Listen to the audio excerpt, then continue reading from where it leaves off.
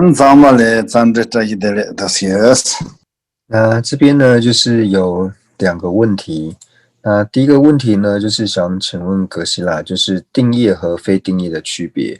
那我们在讲述所谓的定业和非定业呢，那就是讲到说，易手的果报呢，就是如果你没有遇到其他违约的话呢，那必定会感得易手果报的这种呢，那这个呢叫做定业。那同样的呢，如果说是不定业的话呢，就是易手的果报呢，它不一定呢，就是不一定会感得易手果报的业呢，那它就是不定业。就是说，如果没有遇到障碍的话，那这边呢就讲到说，呢，比如说我们造下了就是既造且作的业呢，那它呢就是一定会是定业。就是比如说呢，我升起了杀心，然后呢也圆满了杀业，那这种呢就是既造且作的业呢，那它就是定业。就是如果说我们没有透由势力忏悔，因为势力忏悔呢，它就变成一个感得这种恶果的一个障碍的这个缘，所以呢，如果我们不透由势力忏悔的话呢，那既造且作的这个业呢，它就会是一个定业，那就表示说我们必定会感得苦果的这种业，那这个是定业。那像像作而不造的业呢，就是说呢，我们自己本身没有杀心，但是呢，比如说被别人强迫去杀生的时候，那这种呢，它就是属于不一定会感得恶趣苦的这种业，那这就表示说你的易手果报呢，它不一定会成熟，那这种呢就是属于未定业，所以呢，定业跟不定业最大的区别就是在于说，如果呢他没有遇到障碍或是遇到违缘的时候呢，就是一定会感得易手果报的呢就是定业，那不一定会感得易手果报的呢就是不定业。那第二个问题呢，就是想请问格西拉，就是在我们之前讲到说六种苦里面呢，讲到说无定过患。那在讲述到说无定过患的时候呢，就提到说敌变成亲，亲变成仇。那这个是否违反了因果的道理呢？因为呢，我对亲人好，然后呢，我又常常的关爱他们，那这些呢都是造下善业，所以下一生呢，他们应该就是感得善果。为什么会说他们会变成敌人伤害我呢？那这样是不是违反了业果的道理？那阁下就回复到说呢，其实这并没有违反业果的道理，因为呢，我们知道说轮回呢是没有开始的。那轮回的既然是没有开始的话呢，就是说我们的过去世呢，就是有无数生的过去世。那在无数生的过去世里面呢，我们同样的呢是造下无数生的业。那所以同样呢，不仅仅是说我自己呢造下说无数的业，有无数的过去生。我的亲人跟我的仇人呢，同样呢，他也是说在过去世呢还有无数生。那这在无数的过去生里面呢，不可能说每一世呢我们都是亲人，或是每一世呢我们都是仇人，一定是亲仇呢不断的交叉，不断的交叉在一起。那所以呢，虽然说今世呢，我虽然说对我的这些亲人，我的好友，那我呢对他就是常常有这种悲悯心，然后对他呢常常有关爱的这种，常常对他们造下善业。但是呢，我今生所造的这个对他关爱的，或者说对他升起慈悯心的这种业呢，它不一定是来世会感果，因为过去世呢，我们造下的业是无数的，所以有可能说过去世我们有可能对着某些巨力业们呢造下很强烈的猛业，那这个猛业它可能会先感果，会比我说我今生对他们造下的这种慈悯的这种升起慈悯心的这个业先感果。那因为有无数业的缘故呢，所以什么样的状况呢，都是有可能发生的。因为既然说过去生是无数，就表示说我们心绪中的业呢也是无数的。所以呢，也因为过去是造下无数业的缘故呢，所以才会造成了说，有的时候呢，这个亲人呢会变成仇人，有的时候呢，仇人呢会变成亲人。那上一堂课呢，就是我们讲述到说，就是我们在进入中士道之后呢，就是讲了2个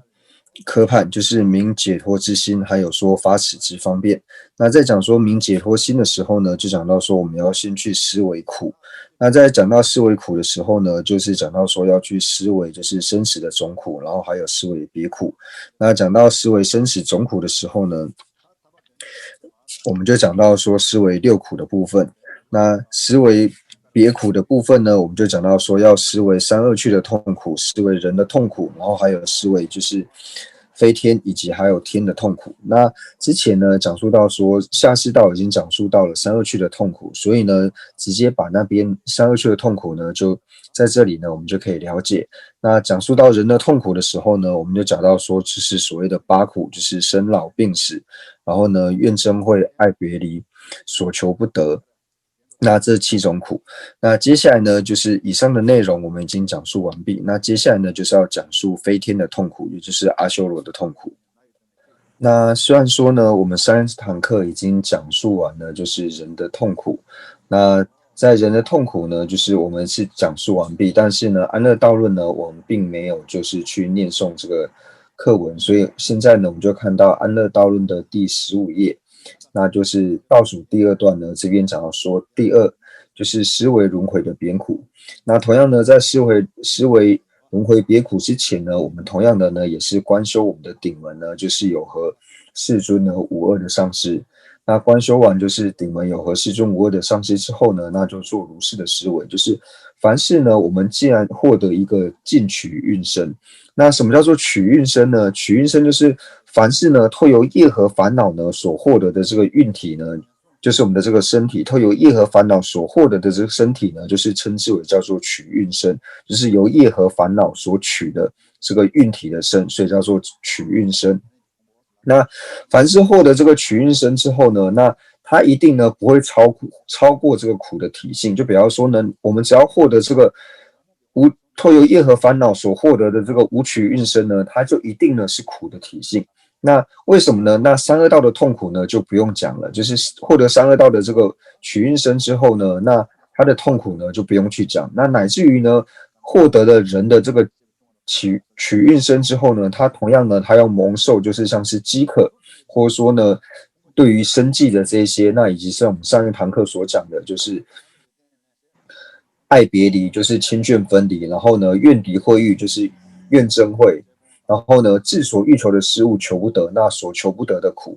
所不欲求的事物呢，逼临的这种痛苦，就是你想得的呢得不到，那你不想得的呢，它偏偏呢会来的这种痛苦，那以及蒙受呢生老病死等苦呢，那之前呢我们上课的内容呢是讲到这边，那接下来的内容呢就是讲述就是飞天，也就是阿修罗的痛苦。那接下来呢，我们就看到就是安乐道论里面呢，那就讲到说，依着赋予阿修罗的尽取运身呢，就是当我们投身到阿修罗的时候，投身到飞天，那获得了阿修罗的这个取运身的时候呢，那蒙受不忍天界圆满的嫉妒辛苦。那这里讲到说呢，阿修罗呢，他最大的痛苦呢就是嫉妒。那因此呢，生病的临受诸苦。那这边就讲到说呢，阿修罗呢，就是他们有4座城市，那这4座城市呢，就是叫做聚光城、月曼城，然后妙处城，还有不动城。那他们也是依着呢，就是须弥山而建。那虽然说阿修罗王呢，就是阿修罗呢有2位国王，那阿修罗王呢，一个叫做剧院阿修罗王，那这2位阿修罗王呢，他们的福报呢也是非常的大，他们也是拥有无数的财富，然后呢，他们的权势呢也是无比。但是呢，他们就是会嫉妒天界的这一些天人，就是虽然说他们的福报非常的大，但是因为投身到阿修罗之后呢，自然而然他的嫉妒心呢就会非常的强烈。那因为他无法堪忍天界的这些安乐的缘故，他看到天界的这些受用的时候呢，他常常就会升起嫉妒的心，所以呢，因此呢，他就无法忍受天界能够享受这些好的呢，那他就自然而然呢会跟天界呢发起战争。那虽然说阿修罗呢常常跟天界呢发起战争，但是呢，在打仗的时候呢，基本都是阿修罗会输，就是他们很少会赢。那基本呢都是输的状况。那他们战争呢，就是虽然说前面就是这些阿修罗军人呢在打仗的时候呢，那没有去打仗的这些亲人呢，他们可以透由就是阿修罗就是他们的国界里面呢，就是有一个湖，那个湖呢叫做潼关湖。那没有去打仗的这些人呢，他就可以透过这个湖呢，就是看到打仗的这种状况，那他就会就会看到呢他们的这些亲人呢去打仗，然后被天人杀死的这种状况。那他们看到的时候呢，自然而然呢也会感到非常的痛苦。那这些呢就是阿修罗的痛苦。那讲完了就是飞天呢也是阿修罗的痛苦之后呢，那接下来呢就讲述到天界的痛苦。那在讲述天的时候呢，那天呢又分为3种。那天呢就是又分为就是欲界天、色界天还有无色界天呢3种天。那以欲界天来说呢，欲界天呢又分为6天，就是欲界6天。那以欲界6天来说呢，就是他们呢就是第一个呢还要忍受呢就是和阿修罗之间的战争。那虽然说但是呢最大的痛苦呢，对于天界来说呢，最大的痛苦呢就是在临终的时候呢会现起5相，就是在临死的前7天呢，他会现起就是5种死相。那这5种死相呢，就还没有现起之前呢，那其实欲界的这些天人呢是非常的安乐的，他可以享受无尽的这种快乐。但是呢，等到这种死相，就是临死的这种5种死相现起的时候呢，他就会非常的痛苦。那这5种死相呢，第一个呢就讲到说呢，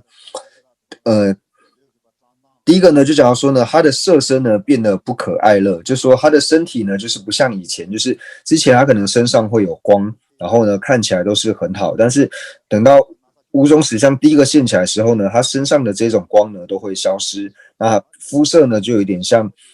人界一样的，就不会像以前那么的光滑，那么的圆满。那所以第一个呢，他的色身呢会变得不可爱乐，就他的色身呢变得不好看。那第二个呢，就叫做不乐本座。那什么叫做不乐本座呢？就像是说，我们讲到说，比如说我们要是人呢，就是患了这种有关4大里面关于风的这种疾病的时候呢，患风疾的时候呢，那这个人呢会坐不住，就他没有办法在一个地方常常坐的，他就会坐不住，然后常常起来想要走来走去干嘛的。那所以同样的呢，就是在5种死相现前的第二个呢，他就是不乐本座，他没有办法安住在他自己的那个位置上，然后想要到处走来走去。那第3个呢，就提到说花蔓枯萎，就是在死相还没有现前之前呢，那他只要他身上的这个花蔓呢，就是一有枯萎的时候呢，就会被风吹走，然后立刻呢就会长出新的这种花蔓。但是呢，死相现前的时候呢，这个花蔓呢，就是枯萎之后呢，就不会长出新的。那第4个呢，就是天衣呢本来都是很干净的，但是呢，在死相现前的时候呢，他们的衣服呢就会开始有这些垢染，就像我们凡夫的这个衣服一样，就会开始有一些尘垢呢沾染在上面。那第5个呢，就是会开始流汗，身上呢会开始出汗。那这5种呢，就是欲界天呢，在死前7天呢会有的这种死相。那虽然说呢，我们这边是讲述7天，但是呢，这7天呢，对于欲界天来说呢，是非常的长的。因为呢，以4天王天，就是我们讲到说欲界的6天，那第1天呢是4天王天。那4天王天我们之前有讲到过，4天王天它的1天呢，等于是人界的50年，所以7天的话呢，就等于是他要感受人界350年的痛苦。那第2个呢是33天，那33天的寿命呢又是4天王天的1倍，所以呢它就变成是100年，它的1天呢等于是人界的100年，所以呢它的7天呢就等于是人界的700年。那所以呢再往上面就像是10分天，然后呢兜率天，然后呢乐化天，还有他化自在天呢，那就是1倍1倍的这样子往上加，所以到他化自在天的时候呢，它的1天的时间呢是人寿呢非常非常长的这个时间。那而且呢，经律里面有讲到说呢，就是虽然呢以身体的痛苦来说呢，地狱有情就是感受到的身的痛苦呢是比较大的，但是天人呢，他在临死就是感受这5种死相的时候呢，他内心的痛苦呢是比地狱有情内心的这个痛苦呢还要来得大的。那除了呢，就是讲到说，就是5种死相以外呢，那还有近5种死相，就是接近5种死相的呢。那这近5种死相呢，就是说他在死前7天呢，就会一直听到呢，就是一直会听到声音说，哦，某某天子要死了，就是在讲他说某某人，或者说某某天子呢，已经快要死了，快要死了。那这是第2个。那第一个。那第二个呢，就是他身上的这个光芒就是越变越微弱。那第三个呢，就是天人呢，就是还没有到死相现前之前呢，就是他洗澡的时候呢，这些水呢是不会粘在他身上的，和我们不一样。我们洗完澡或是干嘛的时候，水会留在身上，但是呢，他这个进无死相现前的时候呢，那个水滴呢就会停留在他的身上，就和我们人一样。那第四个呢，就是他的心呢就只能缘在于一处，这时候呢，他心呢就没有办法到处去想其他事情，他呢就只能缘在于一处。那第五个呢，进无死相的第五个呢，就是天人呢，他们还没有进五种死相的时候呢，天人好像是不会闭眼睛的。那等到进五种死相的时候呢，他们就会常常闭眼睛，所以有这种征兆呢，就表示他已经快要死的意思。那所以呢，刚刚就讲到说呢，就是在欲界6天里面呢，就是四天王天呢，他的一天呢，虽然是一天呢是人界的50年，所以他的7天呢就是人界350年。那第2天呢33天呢，就是他要忍受人界700年的痛苦。那第3天呢10分天呢，他就要忍受人界1400年的痛苦。那第4天呢兜率天呢，他就要忍受人界2800年的痛苦。那第5天呢乐化天呢，他就要感受人界呢5600年的痛苦。那最后面他化自在天呢，他要感受就是人界11200年或是12000年的这种痛苦。所以有讲到说，欲界天呢最大的痛苦呢，就是临死前的这种痛苦。而且呢，加上说这些天人呢，他们又有神通，所以呢，他在临终之前呢，他就已经知道说他来生呢会投到哪里去。因为呢，他在未死之前，他在天界的时候，他已经把他感受到这种福报的影业呢，全部都耗完了。所以一观察呢，就发生说他死时候会投身到恶趣的时候呢，那他心里的这种恐怖呢部位呢就更为的强大。所以最大的痛苦呢，就是临死的这种痛苦。那除了刚讲到说临终所现实5项的这种痛苦之外呢，那他在临终就是要死之前呢，就是死前的7天呢，就是他平常呢，就是和他呢一起游乐的这些天女呢，然后就会远离他，因为知道说这个人呢这个天子呢已经快要死了，所以就会远离他。那他呢看到以前和他很好的这个天女呢和其他的天子在一起的时候呢，内心又会升起这种强烈的这种贪嗔还有嫉妒心。那同样的呢，天女也是一样，天女呢她在死相现前这7天里面呢，那同样呢，以前和他要好的这些天子呢，也会离开他，然后和其他的天女呢在一起。那他看到他们在一起的时候呢，内心也会升起这种强烈的贪嗔，然后以及嫉妒心。那除此之外呢，就是这些天子，就是要临终的这些天子天女呢，他会呢，就是跟以前和他比较要好的这些天子天女说呢，就是我已经快要死了，那我死了之后呢，我们就再也见不到，所以你们呢就是来这边见我一面吧。那他会跟他认识的这些天子天女这样子讲，但是呢，这些天子天女呢，就是和他关系好一点的呢，那可能呢就是会靠近他，然后呢，但是也不会离得太近，会用棍子呢，就是在棍子呢。用那长长的棍子呢，然后把花呢，然后放到他的头上，然后呢，就是跟他祝愿说，希望呢你死了之后呢，能够投身到南瞻部洲的人间，然后到人间之后呢，你可以遇到好的这个福德田，然后好好的去累积资粮，但是呢，完全不会靠近他的身边。那这是跟他比较好的这一些天子天女，那其他关系一般的天子天女呢，是连他附近呢都不会靠近，所以这样子这一些呢，只会让他的心呢感到更加的不安而已。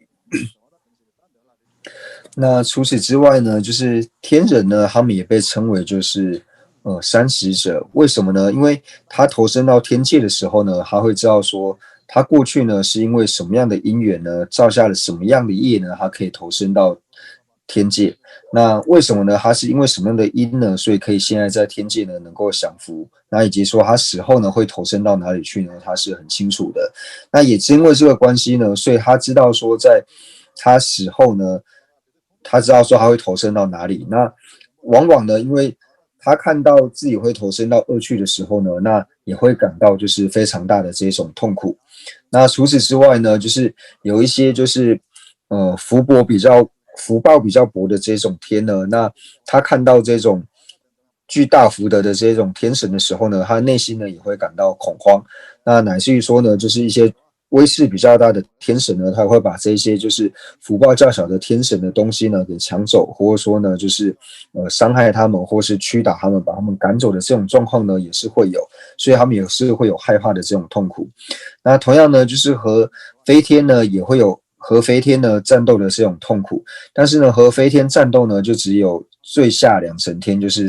四天王天跟33天呢，他们也有和就是飞天呢打仗的这种痛苦。那和飞天打仗呢，那就会有被就是身体呢被肢解，然后还有呢被杀死的这种痛苦。不过呢，就是第3个天之后呢，就是10分天以后呢，就不会有和阿修罗征战的这种痛苦。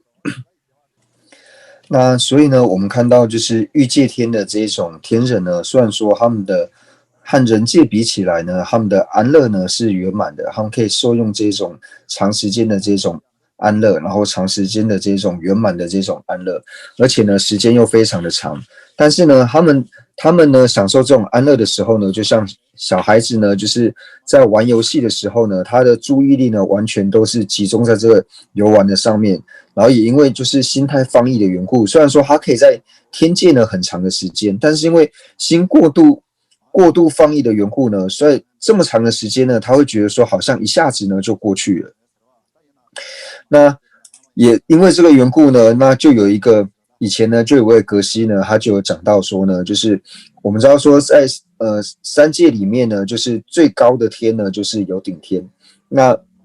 轮回里面最上层天呢就是有顶天。那这个格西呢，他以前呢是想说，就是跟人界比起来呢，那好像天界的安乐呢是蛮舒服的。那他自己呢，就是说他以前有曾经兴起这样子的念头，觉得说在天界生活呢好像是蛮舒服的。不过呢，他后来看了几次，就是世尊所讲的《思念诸经》。那看了几次之后呢，他就觉得说呢，天人的这种安乐呢，他就像骗子一样，就是欺骗我们呢，让我们没有办法去修法。因为感觉上呢，时间好像很长，但是一下子呢，所享受的这个安乐呢，虽然说时间很长，但是你自己的感觉是一下子呢就过去了，所以他就像是欺骗我们呢，让我们不要去好好的修法一样。所以呢，如果说让他可以选择的话呢，要选择投身到天界去呢，还是说投身为一个乞丐？那他说他宁可投身为一个乞丐，因为投身乞丐呢，他还可以好好的呢去念6支大明咒。那以上呢就是我们讲述完了就是飞天苦，然后还有呢就是欲界天的痛苦。那现在呢我们就看到安乐道论的正文。那这边呢就讲到说，就是我们呢获得了阿修罗的这个取运身之后呢，因为没有办法忍受呢天界的这种圆满，所以呢内心呢会升起嫉妒的这种痛苦。那因为对于内心呢对于天界呢升起了嫉妒的痛苦之后呢，那自然而然呢就会想要跟天界去打仗。那跟天界打仗的时候呢，那就会有身体呢被肢解的这种痛苦，所以以此呢所受的种种的诸苦。那这是讲到说飞天的痛苦。那接下来呢讲到说，即使呢我们获得了欲界天的这个取运身之后呢，那他呢就是有和阿修罗呢战斗的这种痛苦。那因为和阿修罗战斗的关系呢，那就可能他的肢解呢，就是四肢呢可能会被砍断，或者说呢身体呢会被切断的痛苦，或者说乃至于呢被阿修罗呢杀害的这种痛苦。然后还有呢说刚刚所讲的呢，还有他们完全呢不想要得到的这种现起5种的衰相。那这5种的衰相呢，就讲到说5种的实相。那5种的实相，我们就讲到说有近的5种实相，还有说远的5种实相，就是分为这两种5种的这种衰相。然后呢，而且他们因为有神通的缘故呢，所以去观察说，一旦呢远离天界的这个富乐圆满之后呢，那他们来生呢必定要蒙受三恶趣的这种痛苦，因为他可以事先了知，所以呢，他的内心的痛苦呢是远远大于就是地狱的这种痛苦。那安乐道论里面呢，就是简单的讲述了飞天以及就是欲界天的痛苦。那这边呢就讲述到说，讲述了欲界天的痛苦之后呢，那后面呢就是还有色界天，还有无色界天。可是，一般我们在讲述天界的时候呢，好像会觉得说天界呢就只有一种而已，但实际上不是的，就是天界呢它分为欲界天、色界天呢，还有无色界天。那欲界天呢，就像我们刚刚所讲的呢，欲界天呢，它又分为就是六天，它又分为六层天。那色界天呢，它分为就是总共就是四界，就是我们一般讲的就是四禅天。那四禅天呢，它总共呢又有就是17天。就是这四禅天里面呢，它总共呢又有17层的天。那无色界天呢，就是又讲到说我们的无色界的4天。那无色界的4天呢，就讲到说是空无边处天、事无边处天、无所有天，还有说有顶天呢这4者。那所以我们要了解到说呢，就是欲界就是6天，然后呢色界里面呢，就是虽然说色界呢分为就是4个色界天，但是4个色界天里面呢，它是有17层天。那无色界呢也是4层天。那接下来呢，我们就讲到说就是上2天。那上2界天呢，就讲到说就是色界天还有无色界天。那以无色界天来说的话呢，就是它呢虽然说它没有就是像欲界天的这种像是五相死前5相的这种五衰相现起的这种痛苦，但是呢，他的心呢就是还是呢就是会随着这种烦恼而转。虽然说呢，他呢就是能够对于就是烦恼的现行呢，他能够做调伏，但是呢，他没有办法调伏烦恼的种子，而且同样的呢，他也没有办法就是对于烦恼的种子呢去做对治。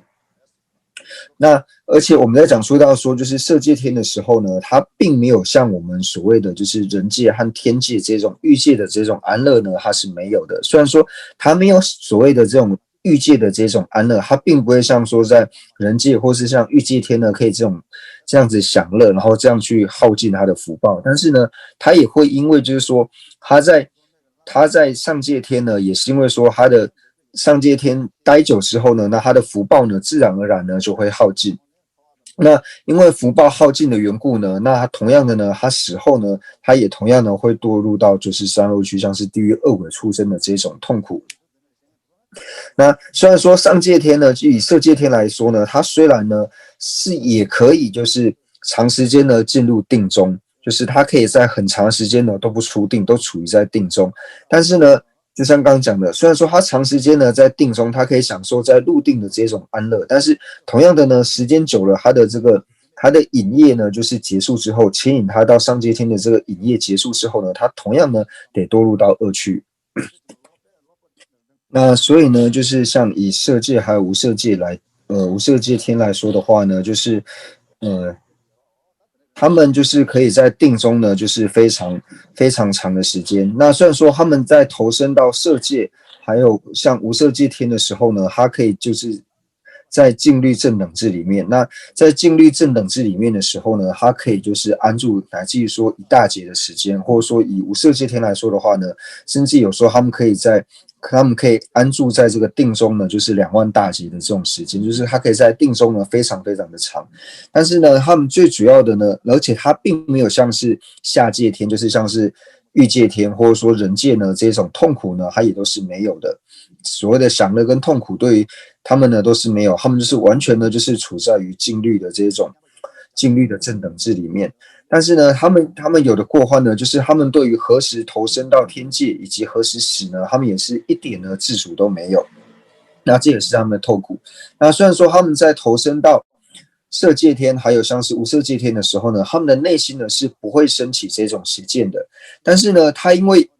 他会以为说呢，就是透由长时间的这种修订呢，他会认为说他已经获得了解脱。那特别像是无色界的这些天人呢，他会以为说他已经获得了解脱。但是呢，在无色界天的这个业报就是结束的时候呢，那他要死之前呢，他的欲心呢又会现行，因为在上界天的时候呢是没有欲心的，但是呢他在临终的时候呢，欲心又会现行。那他欲心现行的时候呢，他就会观察到说，他这时候欲心现行，然后呢，他又会投身到欲界去，然后有可能堕到欲界的，像是地狱恶鬼畜生的时候呢，那这个时候，因为长时间入定的时候，他会以为他自己已经获得了解脱，但是在临终的时候呢，突然发现说，他既然没有获得解脱，那他还要堕落到三恶趣的时候呢，他内心就会升起邪见，他会觉得说，原来呢解脱是骗人的，因为他误以为上界天的这种禅定呢，就是所谓的解脱。那这时候呢，他会误以为说，解脱呢是不存在的，所以由此呢而去毁谤解脱。那因为毁谤解脱的原因呢，那他就有可能会因此而堕落到无间地狱里面去。那接下来呢，我们就看回就是安乐道论，就是第15页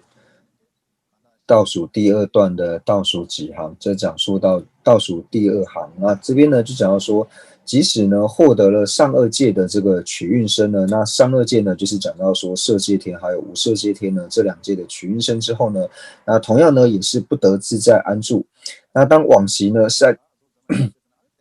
善业的这个引业呢，它的业报结束之后呢，那还是会堕入在三有里面，还会堕落在轮回里面，然后感受呢这种三有就是轮回的这种痛苦。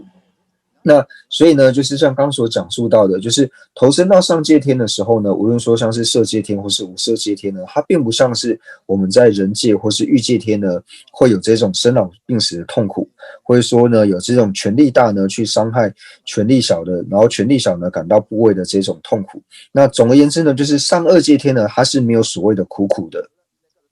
它并不会像说人或者说三恶趣或是欲界天呢有这种苦，它是完全不具有苦的，因为它就是长时间的呢安住在这个禅定里面。那虽然说它长时间安住在这个禅定里面呢，但是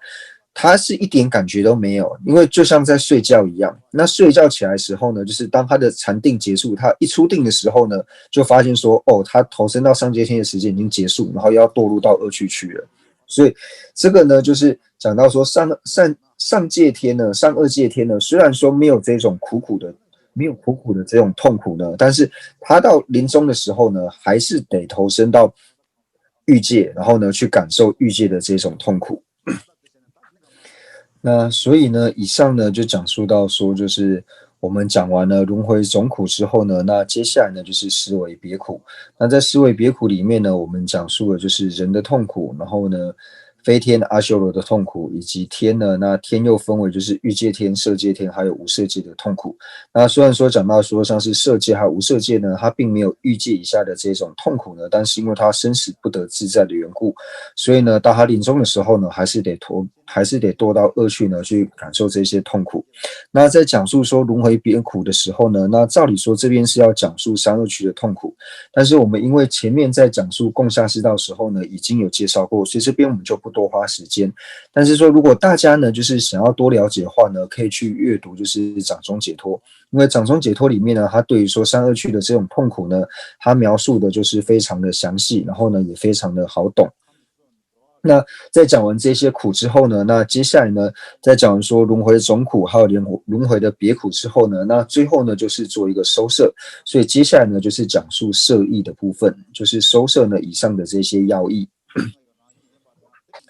那接下来呢，我们就做一个收摄呢，就提到说，我们只要在轮回里面呢受生的时候呢，要么就是可以收摄为呢，就是投身到6道，或者说呢投身到3界，或是投身到呢4身。那4身呢，讲的就是透由湿身、软身、胎身以及化身呢，这4种呢是4身。所以在轮回里面受生呢，要么就是分为6道，要么呢就是分为3界，要么呢就是分为4身。但是无论是6道、3界还是4身呢，那所在轮回里面呢，我们所取的这个身体呢，所获得的这个运体呢，都叫做取运身。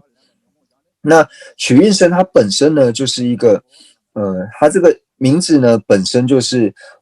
有它的意义在里面。为什么叫做取运身呢？我们讲的取运的意思呢，就是刚刚解释到，就是取运的意思呢，就是透由烦恼之力呢所获得的这一身，因烦恼呢所获得的身呢，所以叫做取运身，就是透由烦恼所取的运体，所以叫做取运身。所以取运身的这个名字呢，是把因的名字呢命名为果。为什么呢？因为取运身的因是什么呢？是因为透由烦恼呢所取的缘故，所以把它叫做取运。所以它的取运身这个名字呢，它的由来呢是把因的名字呢命为果的名字，就是因为这个身体呢是为烦恼所取的缘故呢，所以把它叫做取运身。那所以呢，只要是在轮回里面呢，我们无论受生在什么地方呢，那这个身体呢都是属于取运身。那刚刚讲述到呢，就是我们在讲述取运身的时候呢，是由因名呢命名为果名，就是取运身的因呢是烦恼的缘故，因为由烦恼呢所取的这个身运呢，所以称之为叫做取运身。那另外一种解释呢，就是把它说呢，这个命名的方式呢是把果名呢取为因名。为什么呢？就是我们的有了这个取运身之后呢，它又会出生于烦恼，就是因为有了这个取运身的缘故呢，它会生出什么？它又会生出烦恼的缘故呢，所以把它叫做取运身。就是我们所获得的这个取运身呢，只要在轮回里面呢所获得的这个五蕴的这个身体呢，它的因呢就是烦恼。那有了烦恼的这个因之后呢，在未来呢，它又会生下一个自果的这个烦恼，因为我们这个五蕴身呢，它会产生种种烦恼的缘故，因为它会产生种种烦恼的缘故呢，所以呢，也把它称之为叫做取运身。所以取运身的名字呢，你可以把它看作呢是从因名呢命名为果名，也可以，或者说把果名呢命名为因名呢，也是可以的。那所以呢，我们在讲述到说，就是我们的取运身呢，就是在轮回呢所取的这种身呢，那都是所谓的取运身。那我们的取运身呢，就以今世的取运身是从何而来的呢？那今世的取运身呢，是从前世而来。为什么说从前世而来呢？就是我们在前一世呢，就是要临终的时候呢，那会升起了就是爱跟取。那爱取呢，也就是12缘起里面的第8支爱支，以及第9支呢取之。那因为前世呢要临终之前呢，那我们会升起一个对于前世身体的这种贪爱，不想死亡，想要继续待在这个身体里面呢，所以会升起一个爱。那有了第8支爱支之后呢，那爱支的力量它不断的增长呢，然后就变成了第9支的取支。那有了取支之后呢，它就会去滋润了我们所造的业。那造润的这个业之后呢，就导致了就是我们要产生的今生的这个运体。那有了今生的这个运体之后呢，那同样的，在我们今生呢要临终之前呢，那同样我们又对今生的身体呢又升起了贪爱，又升起了第8支爱支。那第8支爱支呢又不断的增长之后呢，就会变成了第9支的取支。那有了爱跟取之后呢，它又会去滋润了我们之前所造的这个业。那我们之前所造的业是从何而来呢？又是从烦恼而来，所以由此呢又投身到了下一世去。所以我们从无始呢，我们讲到说无始的生死以来呢，就是这样子不断的在轮回里面流转，就是因为有了这个取运身之后呢，然后在临终，因为又贪爱这个取运身的缘故呢，而有了爱取。有了爱取之后呢，又去滋润过去所造的这个业。那这个业呢，又是由烦恼所生。那因为这个样子呢，又感得了来生的这个身躯，所以不断呢，在里面这个轮转的缘故呢，所以我们把这个呢叫做轮回。所以我们的取运身呢，就是这里所谓的轮回。我们不断的透由烦恼以及爱取呢，在轮回里面流转。那流转的是什么呢？就是我们的这个取运身。所以我一般讲说轮回呢，就是指说这个取运身，就是由烦恼呢所生的这个运体呢，就是所谓的轮回。那所以呢，我们在讲述到轮回的时候呢，就是所讲的轮回呢，就是这个取运身，就是我们因为烦恼所生呢，然后再的结生相续所生的这个运体呢，叫做轮回。因为有的人在听到轮回2个字的时候呢，他会把轮回呢误以为是一个地区或是某个地方，然后在这个里面转来转去呢，所以叫做轮回，并不是的。轮回的意思呢，就是因为我们由烦恼所生呢，然后再的结生相续，就是透由这个取运身呢，不断的获取这个取运身的缘故呢，所以呢，这个叫做轮回。所以我们的轮回呢，去认明什么叫轮回的时候呢，就要认明到这个由烦恼所生的取运身呢，叫做轮回。所以呢，凡事呢，就是有漏的呢，无论是乐受呢，或是苦受呢，或是舍受呢，那无论这些呢，或者说透由这些有漏的这个乐苦舍呢，这3种受呢，然后和这个受呢所相应的心王和心所呢，那以及这个心王和心所呢，它的所缘，它的真上，它的所缘缘的境，以及呢它的真上缘的根，以及它真上缘的这些根呢，那这些全部合起来呢，都是所谓的痛苦，因为全部呢都是由苦所生的。那这些呢，就是因为不断流转的缘故呢，所以把这些呢统称为叫做行苦。所以世尊呢在讲述四法印的时候呢，一开始就讲到说有漏皆苦。为什么呢？因为凡是有漏的这些呢，无论是像是苦乐舍受等等，那和这个舍受相应的心王和心所也好，那这个心王跟心所呢，能够这些相应的心王跟心所呢，它的所缘缘的外境，以及呢它的真上缘的五根呢，那这些呢全部都会让我们感受痛苦，也是因为有这些呢才会有烦恼的缘故呢，所以把这些呢称之为叫做行苦。所以呢一开始呢就讲到说有漏皆苦，然后呢诸行无常，诸法无我，然后呢涅槃极尽。所以透由这些呢，我们可以了解到说呢，在轮回里面的这些呢，全部呢都是属于苦的体性。那这边的苦的体性呢，讲的呢就是行苦的这个体性。那同样的呢，世尊在经论里面也有讲到呢，轮回呢就如同坐在针上一样呢，没有任何的安乐。所以呢，我们会讲到说呢，就是我们会因为业和烦恼的缘故呢，不断呢在轮回里面呢流转。那因为业和烦恼呢，使我们不断的在轮回里面流转。那我们在轮回里面是流转的时候呢，我们会提到说，就是我们已在轮回里面流转，还有呢将在轮回里面流转。为什么说已在轮回里面流转呢？在轮回里面，已在轮回里面流转的意思呢，就是我们被业和烦恼所束缚的缘故。那业和烦恼束缚呢，又分为说是已束缚跟将束缚。那我们过去呢，就是因为业和烦恼被业和烦恼已束缚的缘故呢，所以在轮回里面流转。那我们将来呢，也是呢，就是将要被业和烦恼呢所束缚，所以呢，将要在轮回里面流转。所以，如果呢，我们不把轮回呢，或者说把我们最束缚主要的因呢，就是业和烦恼。那业和烦恼里面呢，又以烦恼为主。所以，如果我们没有办法断除烦恼的话呢，我们就要不断的呢被业和烦恼所束缚。那被业和烦恼束缚的话呢，就要不断的呢在轮回里面流转。所以呢，如果我们想要脱离被这个束缚的被轮回所束缚的话呢，那我们就要脱离这个束缚去获得解脱。所以如何脱离这个束缚呢？那就是要想办法呢去断除烦恼，因为唯有断除了烦恼之后呢，它才能够帮助我们从业和烦恼之中的束缚呢给解脱出来。那所以呢，我们在这边讲到说，就是讲到轮回的时候呢，就是我们这个五取运呢，我们的这个身体呢，取运的这个身体呢，它是一切就是众苦的气，就是它因为有这个五运的这个有这个取运的缘故呢，那我们才会有种种的痛苦。那它除了是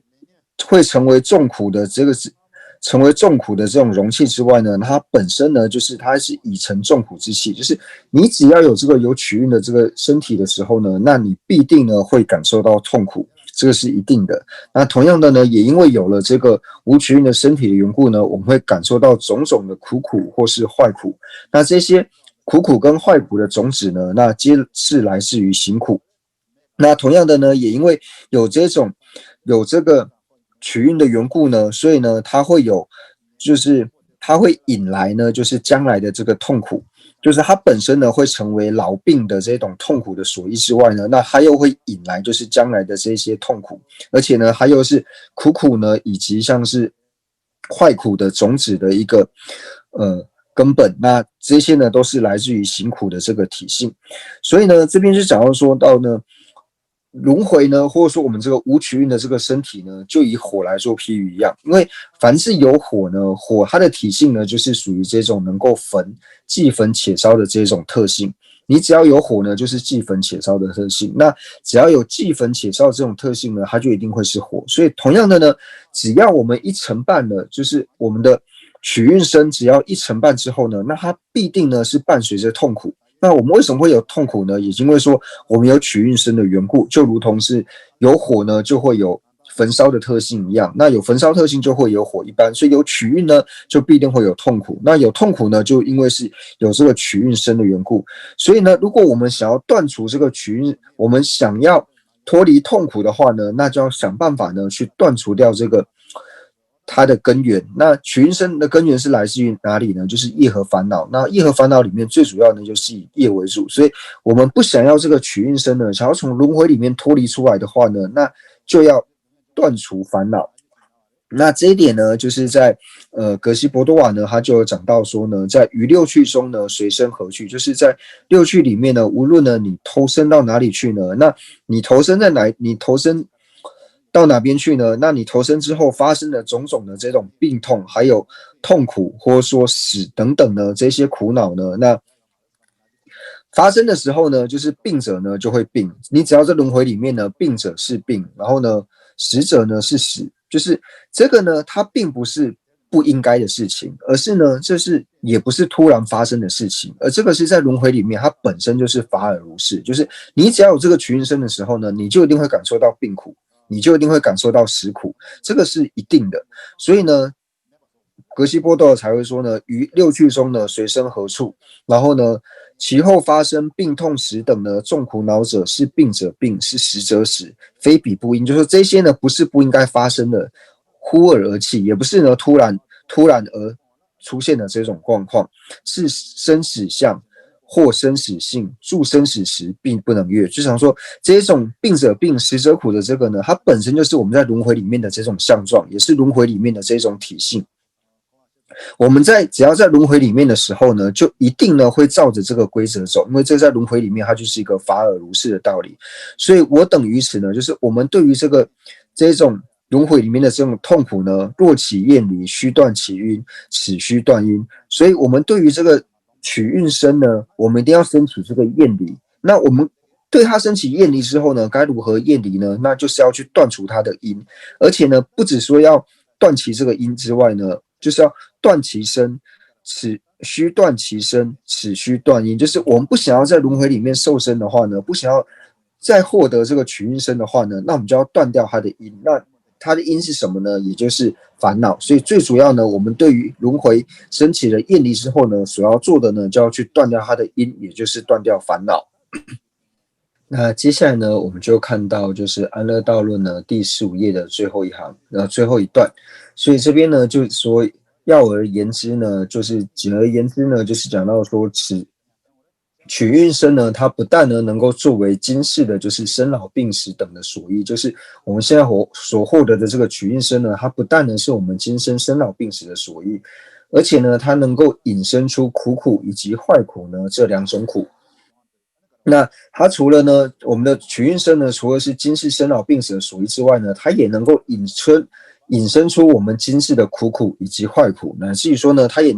能够引申出我们来生的苦呢，以及坏苦这两种苦。而且呢，仅仅呢是获得了这个取运生呢，它也能够成为惑业所自在。那惑呢，讲的就是烦恼，它也是呢这个取运生呢，它本身也就是业和烦恼呢所自在的这个行运的体性。那业和烦恼所自在行运的体性是什么呢？那它呢自然而然呢就是苦的这个体性。所以这一段呢最主要呢就是摄意的部分，就是我们把为什么呢？要思维这些痛苦的原因是什么呢？就是我们要去认识烦恼，然后最主要去认识的这个烦恼呢，也就是所讲的这个取运的这个苦，也就是呢行苦的部分。那我们因为认识了这个行苦的这个痛苦之后呢，认识它之后，我们内心才会真实想要断除行苦的这一种心。那也因为想要升起断除想要行苦这种心呢，我们才会真正的呢去希求解脱。所以最后这一段呢是属于摄意的部分。那所以呢，我们在轮回里面呢，就是无始以来不断的呢在轮回里面流转。那我们在轮回里面流转呢，就是如果我们没有办法升起一个无造作的出离心的时候呢，那我们是不可能呢，就是在解脱道上呢去精进的，因为唯有呢，真的呢升起一个呢对轮回呢厌离的这种心之后呢，我们才会真正的想要在解脱道上呢去精进、去努力。因为如果我们不在解脱道上去努力的时候呢，那我们只能够像过去一样呢，不断的在轮回里面呢不停的流转。那以物品来说呢，就是每一个我们知道说物品呢都有它的保质期，就是说它到某个时间之后呢就不能使用了。但是在轮回里面呢，它是没有保质期的。你只要呢不要对这个轮回呢升起厌离的时候，你没有想要一个希求解脱的心的时候呢，而且是真心的升起这种无造作的出离心之前呢，那我们就只能不断的呢在轮回里面流转。所以呢，那我们不仅仅呢是要去思维到说，仅仅思维到说轮回的痛苦呢，我想要处理，而是呢要从多门呢去思维，仅仅想要说从轮回里面脱离出来呢是不够的，因为这仅仅是想而已，所以我们要透由各种的理路呢，然后各种的经论呢为依据，然后不断的去思维，然后思维到呢我们的内心呢是真实的呢对于轮回的这种流转呢感到部位以及害怕。而不是口中呢讲说对轮回呢感到害怕，然后呢我想要脱离轮回，而是内心呢真正的对轮回呢升起了这种部位害怕的心，而由此呢真的升起了呢想要脱离轮回的这种心。那有譬喻说呢，什么叫做升起了真正的这种出离心呢？它的相状呢，就如同说，以譬喻来说呢，就比如说在一个失火的房子里面，那在这个失火的房子里面呢，那它的通风呢又很好，所以呢，风一吹之后呢，它的火势呢就会变得更强。那这个时候呢，在房子里面的这个人呢，他是一刻呢都不会想要待在这个房子里面，他想要赶快的呢从房子里面脱离出来。那所以同样的呢，我们对于轮回的这种部位，以及说我们厌离轮回的这种心呢，就要像在这个火宅里面的人一样呢，你一刻呢都不想待在轮回里面，你想快速的呢从轮回里面脱离出来，你唯有升起了这样子的心呢，那这个呢才是真正的心。所以有讲到说呢，出离心呢，它是一切呢，无论是大小乘也好，或是显密乘来也好呢，它呢都是一个根本，因为你只有升起了真正的出离心的时候呢，你呢才会对于生死呢感到厌患。对于生死感到厌患的时候呢，你才会真正的呢去希求解脱。那你唯有想要希求解脱的时候呢，你才会希求所谓的小乘的解脱，或是乃至于大乘的这种一切骗智的果位。所以呢，出离心呢是修行的这个根本，它是非常的重要。那如何升起这个出离心呢？就像刚刚所讲的呢，我们要去思维呢，就是轮回的总苦，以及思维轮回的边苦，然后透由这些呢在的思维之后呢，然后从内心呢升起一个真实的、毫无造作的呢，想要脱离轮回的这种真实的出离心。那以上呢就是讲完了，就是明求解脱心的部分。那下一堂课之后呢，我们就开始从就是发起之方便呢，然后开始继续的呢做解释。